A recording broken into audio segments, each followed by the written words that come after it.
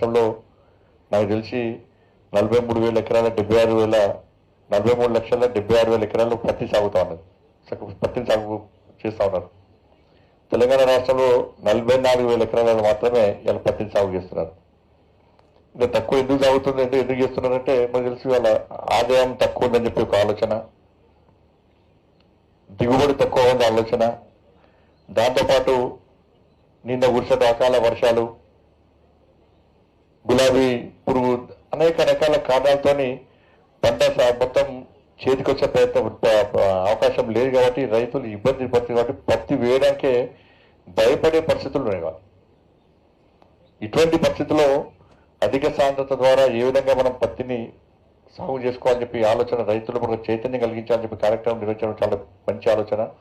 ఇంతకుముందు రైతులకి దీని ద్వారా అధిక సాంద్రత ద్వారా ఏ విధంగా లాభపడ్డారో ఆ రైతులు చెప్పి మనకు కేవీకే ఆధ్వర్యంలో 105 మంది గత సంవత్సరం, ఈ సంవత్సరము 240 మంది 280 మందికి 80 మంది ఈ అధిక సాంద్రత ద్వారా పత్తి సాగు చేశారు. వాళ్లకు కేంద్ర ప్రభుత్వం నరేంద్ర మోడీ ప్రభుత్వము 3,500 నుంచి 4,500 రూపాయలు ఒక్కొక్క రైతుకు డైరెక్ట్ అకౌంట్ లో వేస్తుంది పైసలు. పోయినసారి 150 మంది, ఇప్పుడు 208 మందికి. కానీ ప్రోత్సహించే ప్రయత్నం ఇదో శేఖర్ మీరా గారు మొత్తం చెప్పారు. కేంద్ర ప్రభుత్వం, నరేంద్ర మోడీ ప్రభుత్వం రైతులకు సంబంధించి, వ్యవసాయ విధానానికి సంబంధించి ఏ విధంగా సహకరిస్తున్నది, ఏ విధంగా ప్రోత్సహిస్తున్నది, కొత్త కొత్త ఆలోచన రైతు సమాజం ఏ విధంగా కలిగిస్తుందో అన్ని విషయాలు కూడా వారు చెప్పడం జరిగింది. ఇలా ప్రతి విషయం కూడా అదే పరిస్థితి. గతంలో పద్ధతి ఏంది, ఇలా అధిక సాధన ద్వారా లాభం ఏంటో మనం ఆలోచించాల్సిన అవసరం ఉంది. ఇప్పుడు గతంలో 180 రోజులు ఒక పంట, ఇవాళ 150 రోజులలో మనం పూర్తి చేసుకోవచ్చు. 150 రోజుల తర్వాత ఇంకో పంట కూడా వేసుకునే అవకాశం ఉంది. దాంతోపాటు ఆదాయం ఎక్కువ. గతంలో ఒక్క ఎకరానికి 5,550 నుంచి 7,500-7,400 మొక్కలు మాత్రమే వచ్చేటి, ఇవాళ 20,000 నుంచి 29,000 మొక్కలు వస్తున్నాయంటే ఒక్కసారి మనం ఆలోచించాలి. గతంలో ఒక్క ఎకరానికి 10 క్వింటాలు వచ్చేది, ఈ అధిక సాధన వల్ల ఒక్క ఎకరానికి 15 క్వింటాలు వస్తున్నది. దాంతోపాటు ఎక్కువ రోజులు ఉండడం వల్ల, ఎక్కువ రోజులు పంట సాగు చేయడం వలన ఇప్పుడు వ్యవసాయం తెలుసు 4-5 సార్లు కూలీలో పెట్టుకోలే. ఇవాళ మిషనరీ ద్వారా పత్తిని తీసేటువంటి అవకాశం లేదు. కానీ 4-5 సార్లు కూలీలో పెట్టుకోవాలంటే ఇవాళ కూలీలకే దాదాపు మనం పెట్టుబడిలో 25% కూలీలకే అవుతుంది. కానీ ఇవాళ 150 రోజుల్లో మనం పంటస్తుంది, వేరే పంట కూడా వేసుకునే అవకాశం ఉంది. కాబట్టి ఇటువంటి ఆలోచనలు ఉన్నాయి. ఇటువంటి దీనివల్ల మనకు ఎక్కువ ఆదాయం వస్తుంది, ఎక్కువ దిగుబడి వస్తుంది, తక్కువ పెట్టుబడి, తక్కువ రోజుల్లో పంట వస్తుంది, ఇంకో పంట వేసుకునే అవకాశం ఉంది, ఎక్కువ క్వింటాలు వస్తాయి, ఎక్కువ మొక్కలు వస్తాయి. ఇట్లా అన్ని రకాలుగా ఈ ఆలోచన ఉంది. కాబట్టి దీన్ని మనం దృష్టిలో ఉంచుకొని ఇటువంటి ఆలోచనను ప్రోత్సహించే అవసరం ఉంది.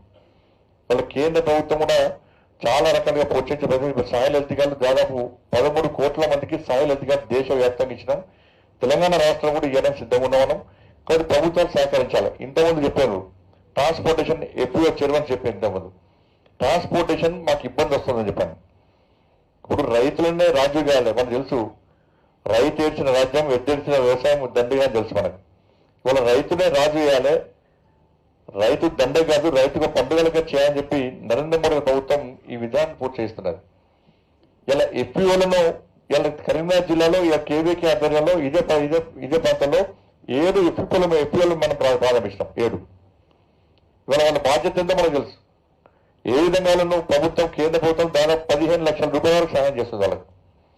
కాబట్టి వాళ్ళని ప్రోత్సహించడానికి ఇది కేంద్ర ప్రభుత్వమా రాష్ట్ర ప్రభుత్వమా కాదు, కేంద్రమైనా రాష్ట్రమైనా రైతులకు న్యాయం జరుగుతుంది, రైతులకు లాభం జరుగుతున్నది.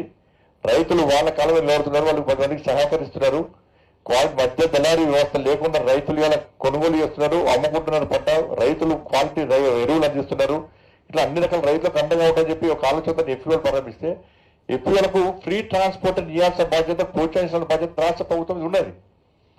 కానీ ఎఫ్పిఓలు కేంద్ర ప్రభుత్వాన్ని మాకేం అవసరం, మేం చేస్తాం, మాకు పేరు వస్తుందా, పేరు ప్రఖ్యాతుల కోసం పోతే రైతులు నష్టపోతారు. ఇలా ఓట్లు కాదు, ఎన్నికలు కాదు. ఎన్నికలప్పుడు రైతులు ఎవరు కోట్లేనో, ఎవరు వాళ్ళకి న్యాయం చేస్తే, ఎవరు వాళ్ళకి అనుకూలంగా వివరిస్తే, ఎవరు వాళ్ళకి కాపాడే ప్రయత్నం చేస్తే వాళ్ళకి ఇస్తారు. నేను అకాల వర్షాలు పడ్డాయి. ఇప్పుడు రాంగారాన్ని దూషించకపోతున్నా మొత్తం మక్క వేంది, పత్తి వేంది, మామిడి వేంది, అన్ని పోయినాయి, వరి వేంది, అన్ని పోయినాయి, పంటలు అన్ని పోయినాయి. అలా కరివేది కొద్దిగా రాంగా చూస్తే బాధ అనిపించింది. ఇటువంటి ఆపదలున్న రైతులను ఆదుకునే ప్రయత్నం చేస్తే ఏ ప్రభుత్వమైనా, ఏ పార్టీ ప్రభుత్వమైనా, ఏ పాలకులైనా వాళ్ళకి రైతులు అండగా ఉంటారు. ఇలా లేనిపోని హామీలు ఇచ్చి మేము ఇది చేస్తాము, అది చేస్తామని చెప్పి హామీలు ఇచ్చి ఆ హామీలు నెరవేర్చకుండా దారి మళ్లించే ప్రయత్నం చేస్తే, రైతులను మోసం చేసే ప్రయత్నం చేస్తే ఏ ప్రభుత్వానికైనా, ఏ పార్టీకైనా పుట్టగతులు ఉండవు. ఎందుకంటే ఇవాళ రైతులు దసుకుంటే రాజ్యాంగాన్ని మార్చేస్తారు, రైతులు దసుకుంటే రాజ్యాన్ని ఏర్పాటు చేస్తారు. కాబట్టి ఇటువంటి పరిస్థితుల్లో మనం రైతులకు అండగా రైతులకు న్యాయం చేసిన అవసరం ఉంది. కాబట్టి నిన్న కూడా నష్టపోయారు. మళ్ళీ ఏం చేస్తారు? అంతకుముందు ఇట్లా ఉంటే ఒక్కసారి అకాల వర్షాలు, వరదలు, వానలు వస్తే ఏమవుతుందంటే సర్వే పేరుతోని, సమీక్షల పేరుతోని నష్టపరిహారం ఇస్తామంటారు. ఒక్క పైసలు ఆ పంట అయిపోతే రైతులు మొత్తం కళ్ళలో వస్తువులు కొలుస్తారు, ఇస్తావచ్చు, పైసలు ఇస్తావచ్చు, నష్టపరం కదా అని చెప్పండి అయిపోతుంది. ఇక పంట వల్ల ఇక లాస్ట్కు వర్షపడక ఆలోచించి వాళ్ళు ఇచ్చేలేదు, పీకేలేదని చెప్పి మనకు కొత్త పంట వేసుకుంటాం. కొత్త పంట ఎందుకు వేసుకుంటాం? అరే పోయినసారి లాభాల కోసం వ్యవసాయం చేసే పరిస్థితి తెలంగాణ రాష్ట్రం లేదు. రైతులు మేము పెద్ద కోటీశ్వరం కావాలో, లక్షాధికారం కావాలని చెప్పి వ్యవసాయం చేసుకునే పరిస్థితి ఇక్కడ లేదు.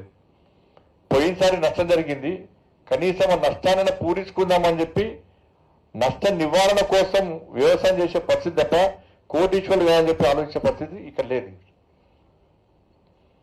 కాబట్టి ఇటువంటి పరిస్థితుల్లో కేంద్ర ప్రభుత్వము సబ్సిడీల విషయంలో కానీ ఇటువంటి కొత్త కొత్త పద్ధతి ద్వారా మనకు సహకరించే ప్రయత్నం చేస్తున్నది. కాబట్టి ఇక్కడ కూడా మనం ఈ అధిక సాంద్రత దానివల్ల పత్తిని ఏ విధంగా సాగు చేయాలని చెప్పి ఇలా కేవీకే ఆధ్వర్యంలో రైతుల్లో కూడా చైతన్యం కలిగించే ప్రయత్నం చేస్తున్నారు. కాబట్టి దాని లాభాలు మనం చూడాల్సి వస్తుంది. 180 రోజులు 150 రోజులకు వస్తున్నది, ఆదాయం ఎక్కువ వస్తున్నది, దిగుబడి ఎక్కువ వస్తున్నది. అంతకుముందు 5,000 మొక్కలు వస్తే 20 నుంచి 30,000 మొక్కలు వస్తున్నాయి. దాదాపు 150 రోజులకు వస్తే కూలీలు కూడా మనకు పైసలు ఆదా అయ్యేటువంటి అవకాశం ఉంది.